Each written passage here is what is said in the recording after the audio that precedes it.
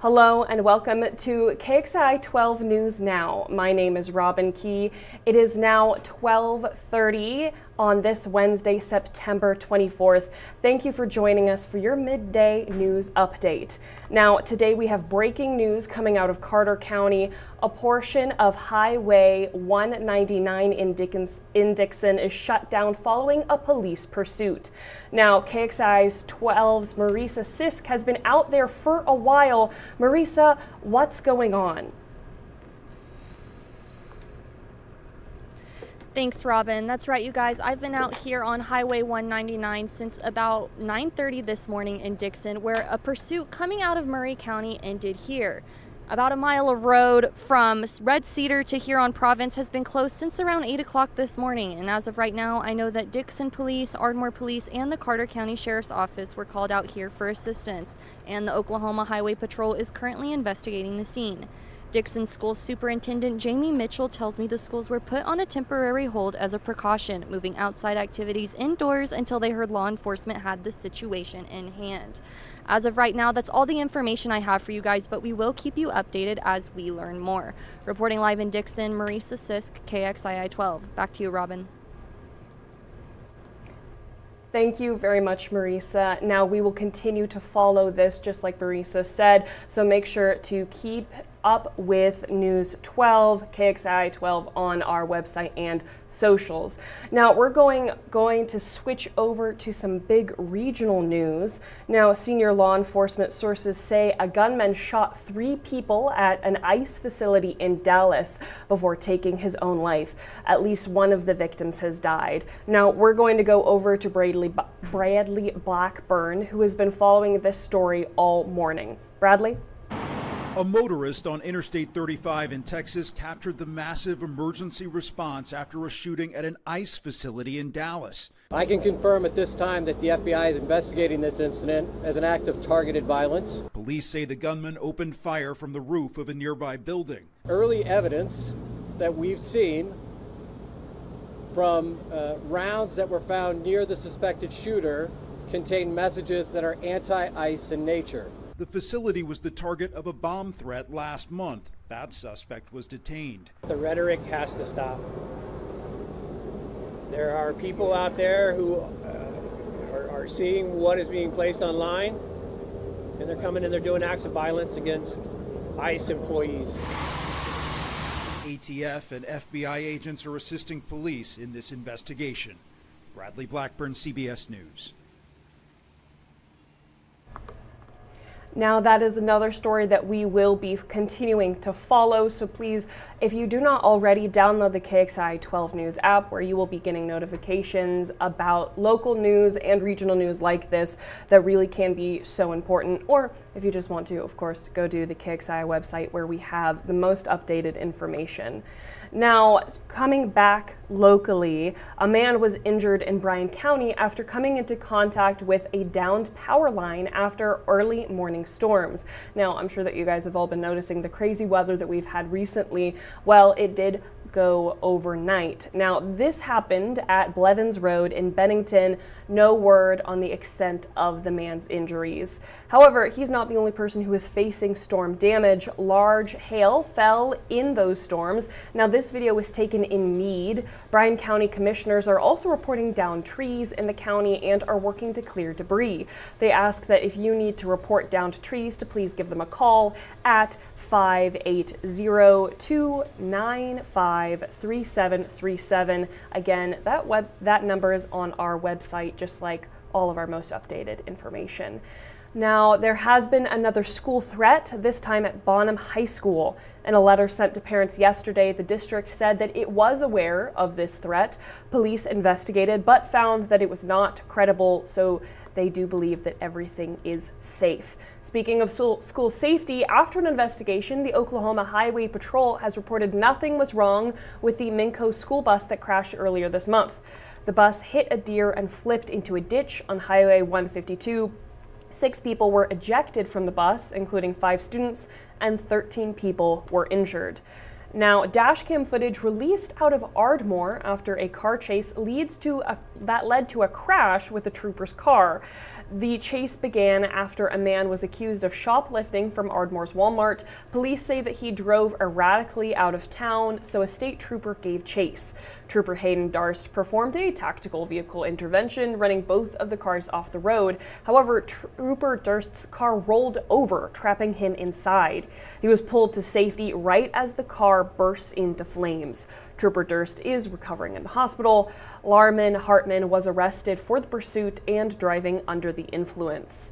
Now here you can see more of this dash cam footage. Very glad to know that everybody is okay. Now, that is not the only fire or even vehicle fire that we have to talk about today.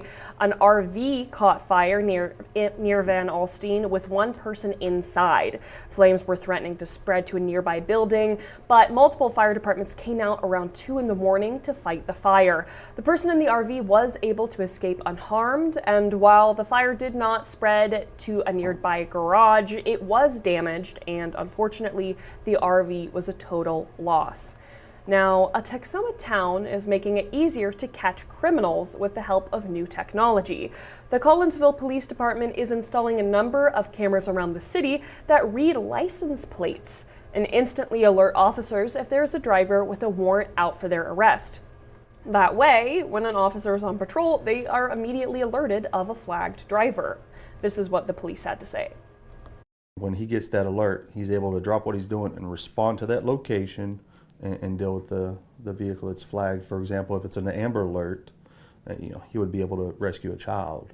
If it's a wanted suspect, he would be able to take that suspect into custody. Now, Collinsville police will install 4 cameras in different spots on US 377 and FM 902. Now, many employees of Truckers Paradise in Gainesville are voicing their concerns about late pay and wrongful termination. Some have even begun to take action, discussing the matter with Texas labor laws and the Workforce Commission. Now, they say that delays in pay happen often, most recently on Friday, when they were called in for a meeting and told that their pay would once again be late. We spoke with employees who said that they are tired of this treatment. I said, we have electric bills, we have water bills, we have no money for gas, we have no groceries. I said, we live paycheck to paycheck. He said, well, I know how you feel. And I said, no, sir, you do not. Some employees have been let go over a month ago and still have not received their final check. We will also continue to follow this situation as it unfolds. Grayson County voters will decide on an unincorporated area sales tax in November. The proposal would put a 1.5% sales tax on anything bought outside of city limits. That money would help fund emergency services for rural parts of the county. The Grayson County is hosting a town hall meetings for residents to learn about the sales tax, including one on Thursday in Van Alstyne. This Thursday at 6 p.m. is our County Assisted District Town Hall that people can come out and hear the facts of why we're proposing this County Assisted District to provide adequate funding for fire and EMS out in the unincorporated areas. Additional meetings are coming to Whitesboro, White-Wright, and Pottsboro in the next few weeks. You can learn more on our website, KXII.com. Moving to more regional news, the food in your pantry isn't just fishy. It might be radioactive. More than 8,000 bags of shrimp are being recalled because they might have been contaminated with radioactive elements. The FDA says that the recall includes bags of Kroger raw, colossal, easy peel shrimp, Kroger Morocco cooked medium peeled tail-off shrimp, and Aquastar raw peeled tail-on shrimp skewers. The items were sold between June and September of this year at several retail locations, including Kroger's in Texas. While the shrimp could be contaminated with a radioactive isotope, the FDA says that no products as of yet have tested positive for it. Now, the Oklahoma State University, will be paying now former coach Mike Gundy a $15 million payout after he was fired yesterday. That is according to a press release from OSU Athletic Director Chad Wigberg. Funds for the buyout will come from the general revenue or operating budget. Gundy was the head coach of the Cowboys for more than 20 seasons and was the winningest coach in the program's history. The university has named Doug Meckham as the new head coach. And then rough news out of Norman yesterday, too. Oklahoma Heisman's trophy contending quarterback could miss up to a month as he recovers from hand surgery. John Mater injured his hand in last week's win over Auburn. He'll be out when the Sooners take on Kent State, and the Red River rivalry is also in question. Michael Hawkins Jr. will fill in as the starting QB until Mater's return. Now, Camp Mystic is set to reopen in Texas after last July's deadly flooding. 27 young campers and counselors lost their lives in devastating floods that hit Texas Hill Country. Owners sent out notifications Monday announcing a number of rebuilding projects underway to lead to next summer's reopening. In the flood's aftermath, the Texas legislature passed new laws to address camp safety. Camp Mystic leaders said that they are implementing those new safety protocols, including moving cabins away from dangerous floodplains. The camp also said that it will build a memorial to those killed in the flooding. The announcement has upset some parents who say they were not consulted or informed about it. Parents across Oklahoma received a letter from State Superintendent Ryan Walters saying he wants a Turning Point USA Club started on every high school campus across the state. Walters says that the effort is designed to counter what he calls liberal propaganda from teachers' unions and the radical left. The Department of Education says students can apply to launch chapters immediately. Texas Governor Greg Abbott signed a bathroom bill into law on Monday after a decade of failed attempts. Senate Bill 8, also called the Texas Women's Privacy Act, limits bathroom use in government buildings and schools to sex assigned at birth. Institutions found in violation of the law could face up to a $125,000 fine. The law goes into effect on December 4th. The president's announcement late yesterday that pregnant women should avoid Tylenol led to a lot of phone calls today to doctors' offices. Women understandably have a lot of questions about the safety of Tylenol's active ingredient. And let's be honest, I think that we all do. Now, the president's claim, without presenting any new evidence, is that the over-the-counter drug is linked to autism. Now, that is getting major pushback from medical groups. The American College of Doctors One of the American College Groups of Doctors issued a statement saying that there is not a single reputable study that has successfully concluded that the use of the active ingredient at any trimester of pregnancy causes neurodevelopment disorders in children. The largest study of its kind, released last year involving nearly 2.5 million children in Sweden between 1995 and 2019, found no cause or causal link between autism and the active ingredient in Tylenol when used in pregnancy. Now, co-author of the study, Victor, says that the active ingredient is still the safest drug during pregnancy. Now, some officials and health people are pleased with the closer look that the medicine is getting, but they do worry about the lack of research into options for women to handle pain and fevers, which can be, of course, harmful also to the fetuses. Now, Tylenol is still considered the safest painkiller for pregnant women. Another big sort of thing happening for the Trump administration is a statue featuring President Trump and convicted sex offender Jeffrey Epstein that has popped up on the National Mall in Washington, D.C. The temporary statue depicts Trump and Epstein holding hands and skipping. It includes a plaque that reads, quote, "In honor of Friendship Month, we celebrate the long-standing bond between President Donald J. Trump and his closest friend, Jeffrey Epstein," unquote. The statue was put up by a group that calls itself the Secret Handshake, and it comes during a push to release files having to do with the Epstein investigation and prosecution. Trump has dismissed the matter as a hoax. A permit indicates that the statue can stay up on the mall until September 28th. Jimmy Kimmel Live is back after nearly a week-long suspension. Disney says it objected to the host comments after Charlie Kirk's murder. Kimmel addressed that in his return monologue while defending free speech. Disney says it lifted the suspension after, quote, thoughtful conversations with Jimmy, unquote. Critics claim that it originally caved to President Donald Trump. He says that Kimmel's return on ABC, quote, puts the network in jeopardy, unquote. He adds, quote, we're going to test ABC out on this, unquote. Sinclair and Nexstar Media are continuing to preempt the show on their stations. Now, we will be right back with more news from Texoma. We're going to come back with your community corner, which is everything that you would need to know as a member of the Texoma community. So do not exit out and do not go away. We will be right back after this short break.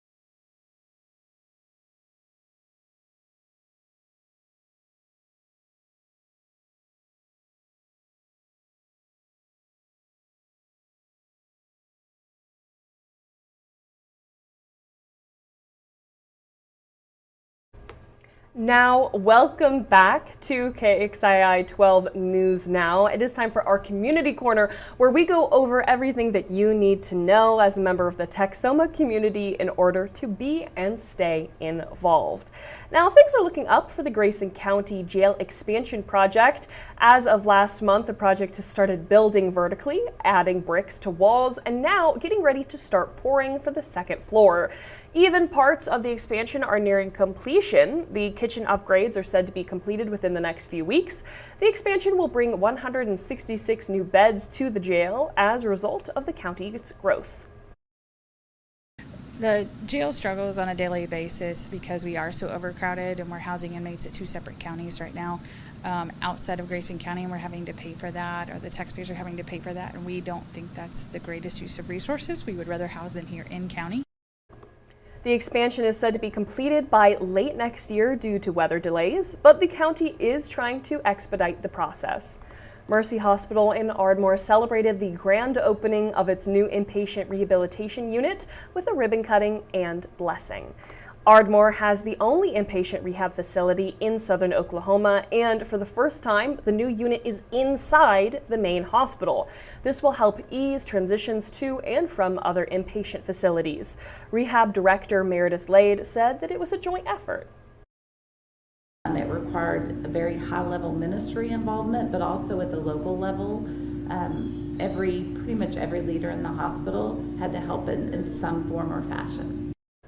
Their services are to help patients relearn to live independently and includes things like 24-hour nursing, family training, home assessments, counseling, therapy, and swallowing assessments. A 25-year tax fund in Ardmore is complete, and they're giving their leftover money away. The Ardmore Development Authority's Tax Increment Financing District, or TIF, is complete after 25 years. It helped encourage economic growth and infrastructure improvements through its project at the Ardmore Industrial Park. Now they're giving away $2.5 million in excess money to their local partners. The district actually outperformed what we anticipated. And the reason that we were able to refund those dollars is because we ended up collecting more than we thought we were going to collect in that project fund. Receiving the money are Springer Schools, Southern Tech, Carter County, and its health department, and the Southern Oklahoma Library System. This money could be reinvested in classrooms, workforce training, healthcare, county services, and public resources. Now, you don't always get a second chance in life, but at the Cartwright Community Center, second chances come by, well, at 6 o'clock sharp. Twice a week, residents of Bryan County can come to high set class at the Resource Center and learn for free. And if students pass a test at each major subject, they can walk away with a secondary degree. Classes for the program start October 13th, and all are welcome. It changes the trajectory of generations moving forward, and it certainly changes the lives of the students who get the degrees. Their children and their grandchildren will have a better chance of getting an education. Visit KXII.com for the link to register. Now, if you have enjoyed this KXI 12 News Now, we will be here tomorrow, same time, same place. Yes, that's right, 12:30, and then all of our KXI live streams and on YouTube. That's right, we live stream there too. Now, do you want more Channel 12? Well, you can tune in today, just later, for the 5, 6, and 10. Then wish these stories had more detail? Well, just go to KXI.com to find out all of our full reporting. Also, don't forget to follow us on our socials. That is Facebook, Instagram, Threads, X, TikTok, and of course, YouTube. There you will find constant updates, exclusive content, and all of our old stories, new and old. But until then, Texoma, we will hope you have a fantastic day. Bye.